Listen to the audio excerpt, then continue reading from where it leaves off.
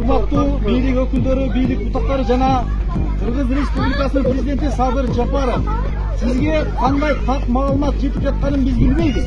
Бирок бул жердеги жашоочуларга эч кандай маалымат түз келбей эле, анткени Кызыл Китеп дагы, могу салынып аткан жол дагы токтоп турат. Жылыш таптакыр жок. Мыйзамдаштыруу боюнча болуп аткан иш такыр токтоп калды.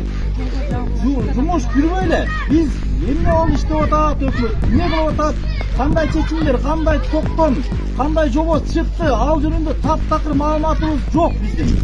Бул биздин президентке бүгүнкү күндө жанындагы адамдары таптакыр туура эмес маалыматты берип атат.